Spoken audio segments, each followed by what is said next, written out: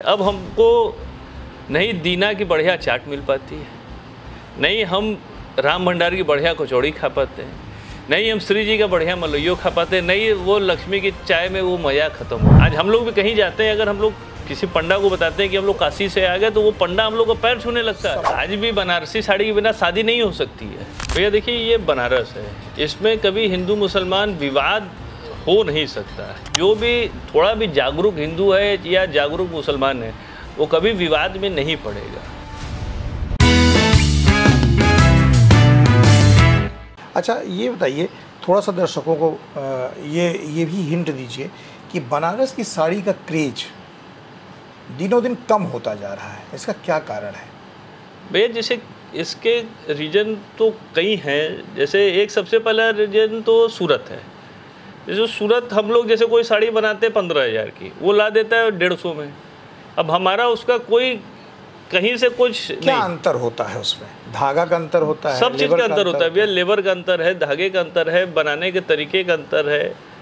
और जैसे हम लोग हाथ से चीज़ें बनाते हैं, वो मशीन पे बनाता है।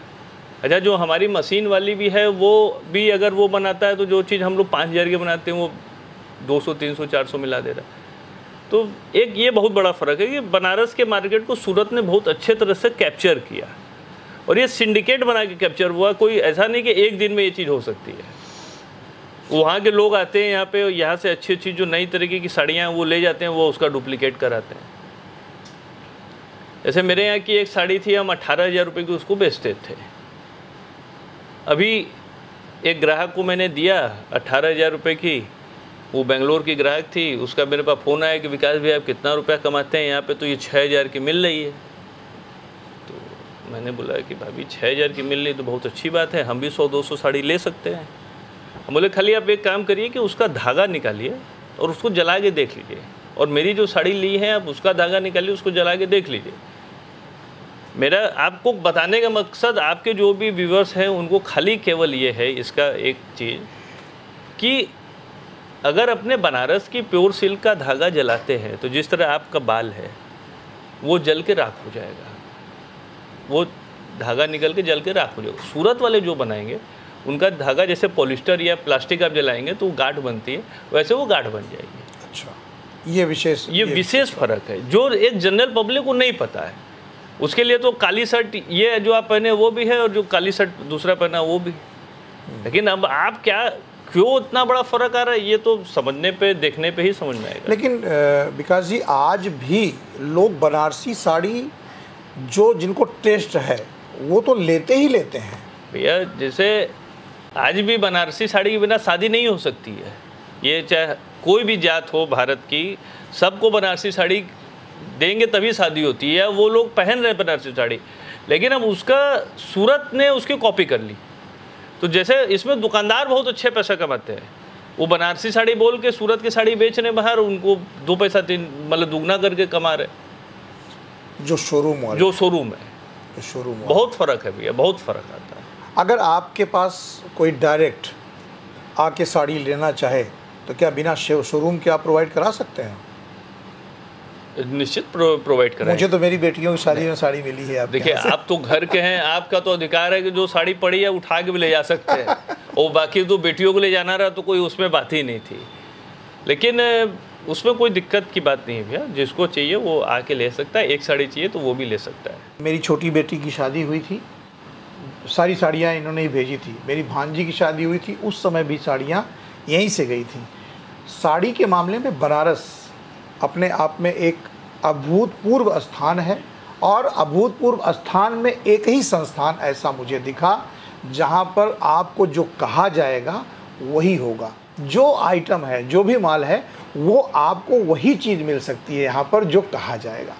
और ऐसा है, एक चीज़ और है सर, मैंने ये देखा है कि लोग बनारसी साड़ी रेंज जो रेट होता है उसके वजह से भी थोड़ा सा दूर होते हैं। नहीं, रेट तो भैया अब कोई फ़र्क नहीं पड़ता, क्योंकि अब हम लोग ने भी 1,000 रुपये में भी बनारसी साड़ी ला दी, और लाख रुपए में भी बनारसी है। तो जिसकी जो एस्टिमेट है, उस एस्टिमेट में उसको साड़ी मिल सकती है। अगर आप चाहते हैं कि हम बनारस आएँ और बनारस की साड़ियों में अपने को देखें, तो एक बार त्रिदेव साड़ीज़ को ज़रूर देखिएगा। मैं डिस्क्रिप्शन में नंबर डालूंगा, नंबर डालें, आपका त्रिदेव नाम बनारस जैसे अगर आप उसमें डालेंगे सर्च करेंगे तो जरूर मेरी दुकान का आएगा, गूगल में डालेंगे तो जी। निश्चित ये त्रिदेव बनारस एड्रेस आ जाएगा और आप जरूर आइए, आपका स्वागत है। और भैया के मार्फत जो भी आएगा, इस चैनल के जो भी बताएगा उसको 10% का एक्स्ट्रा डिस्काउंट भी देंगे। लीजिए भाई, ये भी बहुत बढ़िया बात हो गई। हमारे दर्शकों को ये बताइए कि बनारस में कौन सा मौसम सूटेबल होता है घूमने टहलने के लिए? बनारस के लिए भी हमको, जो यहाँ हम लोग रहते हैं, हम लोग को लगता है नवंबर से फरवरी तक का मौसम परफेक्ट है। मतलब उसमें क्या रहेगा, आप आएंगे तो बड़ा आनंद आएगा। ये जो मौसम यहाँ का जो रहता है, आप जब सुबह 7 बजे करीब गंगा जी घूमने जाइए या शाम को 6 बजे 5 बजे गंगा जी, तो जो एक तो साइबेरियन बर्ड्स भी आ जाती हैं उस समय, और बहुत खुशनुमा मौसम रहता है, बड़ा आनंद आता है उस समय। नवंबर से फरवरी तक जी, बहुत आनंद आता है।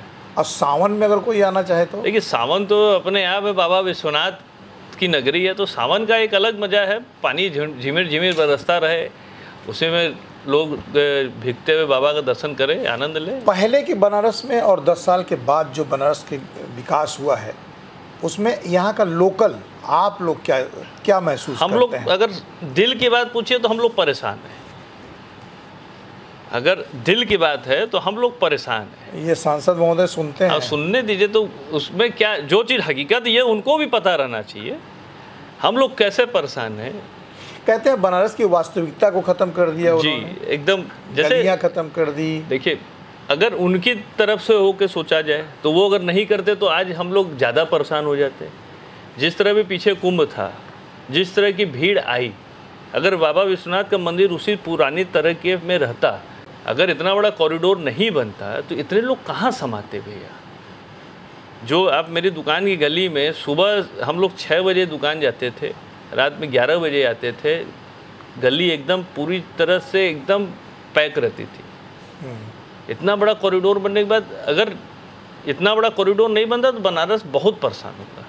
लेकिन आप तो कह रहे हैं कॉरिडोर बनने के बाद आप परेशान? नहीं, हम तो क्यों परेशान हैं। अब हमको नहीं दीना की बढ़िया चाट मिल पाती है, नहीं हम राम भंडार की बढ़िया कचौड़ी खा पाते हैं, नहीं हम श्री जी का बढ़िया मलइयो खा पाते हैं, नहीं वो लक्ष्मी की चाय में वो मज़ा ख़त्म हो गया। ये आप यहाँ की बातों में विकास जी ने यहाँ की जो मशहूर चीज़ें हैं उसको बता दिया है। लेकिन जो ये मशहूर चीज़ें हैं भैया, जो आज से 10 साल पहले हम लोग को टेस्ट आता था, वो टेस्ट ख़त्म हो। उनकी गलती नहीं है, मैं ये नहीं कहता उनकी कोई गलती है, लेकिन इसमें क्या दिक्कत आती है। आज हमारे पास ही साड़ी का प्रोडक्शन है 100 और डिमांड आ जाए 10,000, तो मेरे साड़ी की क्वालिटी अपने आप ख़राब होगी। मेरा मन नहीं होता कि मैं ख़राब करूं, लेकिन अपने आप ख़राब हो जाएगी। तो मतलब सप्लाई कमज़ोर हो जाएगी। तो वही चीज़ है कि वो लोग के पास सप्लाई इतनी हैवी डिमांड है।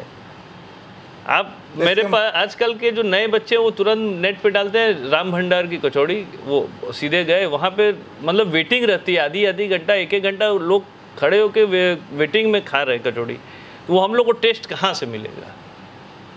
सड़क पे चलने के लिए आज हम लोग की 2 पहिया वाहन तो दुकान तक जाने में मुश्किल होती है। हम लोग हर रोज़ आधी घंटा 1 घंटा जाम में फंस के ही जाते हैं। इसका रीज़न क्या है कि जो आज से 10 साल पहले का बनारस था, पब्लिक बनारस में पहले भी आती है, ये धार्मिक जगह है, लेकिन इतनी भीड़ नहीं होती थी।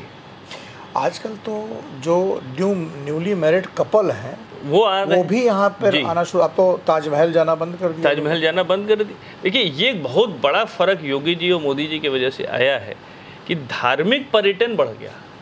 आप किसी भी धार्मिक शहर में जाइए, चाहे बनारस आ जाइए, अयोध्या चले जाइए, वृंदावन चले जाइए, हरिद्वार चले जाइए, ऋषिकेश चले जाइए, बाकी हम लोग राजस्थान में खाटू श्याम जी आप चले जाइए, किसी भी समय आप जाइए पब्लिक फुल है। होटल धर्मशाला वहाँ की टोटल फुल चले। तो एक पर्यटन, धार्मिक पर्यटन बहुत ज़्यादा बढ़ गया। और काशी तो जैसे साउथ वाले बिना काशी के जैसे उनको गति नहीं है, मतलब उनके लिए काशी आगे बहुत बड़ी चीज़ हो गई। आज हम लोग भी कहीं जाते हैं, अगर हम लोग किसी पंडा को बताते हैं कि हम लोग काशी से आ गए, तो वो पंडा हम लोग को पैर छूने लगता है सम्मान के दृष्टि, सम्मान के अलावा वो पंडित हो गए, हम लोग अग्रवाल मारवाड़ियों का हम लोग का पैर, अरे भैया बहुत बड़ी बात है कि आपका दर्शन करें, काशी से आए हैं। तो ये तो फ़र्क बहुत बड़ा है। कहते हैं कि काशी के जितने लोग होते हैं वो खुद शिव के स्वरूप है, तो बाबा विश्वनाथ ने हम लोग को इस योग्य समझा कि हम लोग काशी में हम लोग को बसा रखे। ये बाबा की बड़ी कृपा है।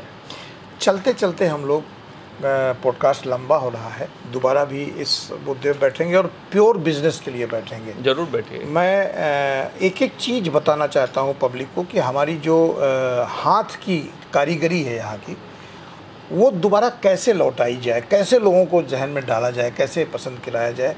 इसके लिए हम दूसरा एपिसोड आपसे करेंगे और कोशिश करेंगे कि आपके हम वेराइटीज़ को भी दिखा पाएँ पब्लिक को, क्योंकि लोग चाहते हैं कि हमको ओरिजिनल चीज़ें मिलें लेकिन मिल नहीं पा रही हैं। यहाँ पर जो हिंदू मुस्लिम का एक विवाद है ज्ञानवापी को लेकर, उसका असर आप कैसे देखते हैं बनारस में? भैया देखिए, ये बनारस है, इसमें कभी हिंदू मुसलमान विवाद हो नहीं सकता है, क्योंकि हमारे बिना वो नहीं है और बिना उनके हम नहीं हैं।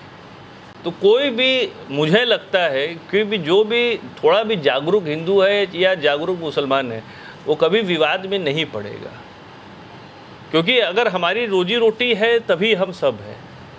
तो ये मुझे लगता है, ये मेरी सोच है। हो सकता है किसी और की सोच अलग हो, किसी और की सोच अलग हो। यहाँ के पूरे लोग यही समझते हैं। ये हम लोग जो इस साड़ी व्यवसाय से जुड़े हैं, ये हम लोग की सोच है कि हिंदू मुसलमान कभी आपस में हम लोग नहीं लड़ना चाहते हैं और नहीं कभी लड़ेंगे। काशी, बाकी का मुझे नहीं पता। बहुत बड़ी बात है ये, क्योंकि ये हम लोग ताना बाना है। जैसे अगर हम लोग कभी एक दूसरे से अलग हो ही नहीं सकते, पूरक है एक दूसरे के पूरक है। अगर वो साड़ी बनाएगा तो मुझको ही बेचेगा और मैं साड़ी बनवाऊंगा तो उन्हीं से बनवाऊंगा, तो हम लोग कैसे लड़े बताइए?